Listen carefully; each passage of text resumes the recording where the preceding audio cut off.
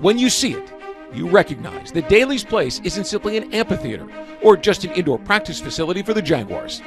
Daly's Place is a bridge between what Jacksonville is and what Jacksonville aspires to be. We thought what's already significant about downtown Jacksonville, and it's hard not to recognize how obvious and how sort of iconic our bridges all over downtown are. So rather than sort of build a structure that competes with what's already great and what's already iconic about downtown Jacksonville, we thought, why not, create and design a building that complements what's already, significant about downtown. An iconic building, a symbolic building, is more than just the shape or the design. It's also the fundamental elements of its composition.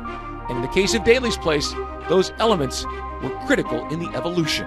What you're looking at, this larger piece of material here, is a PTFE. It's very thin, but don't let that fool you. One of the fibers that's woven into this fabric is the same thing that they make bulletproof vests out of. So it's incredibly durable, and when you tension it between steel, it's just as strong, if not stronger, than any other material you see used in the stadium or anywhere around the city.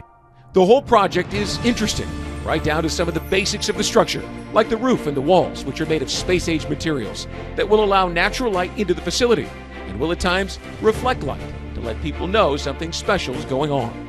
We're adding color-changing LEDs to the roof of this structure. And when we talked before, this is mostly opaque. So what's going to be nice is you have roof lights lighting down on the roof, creating this really interesting digital LED color-changing effect. And if you have a great show downtown, why not use that to sort of attract a little bit more attention to what's happening near Everbank Field at Daly's Place. There's a long way to go, and with less than 100 days till opening night, a long to-do list to scratch off. We'll keep you up to date on the project as we get closer to an iconic future for downtown Jacksonville. For Jaguars.com, I'm Brian Sexton.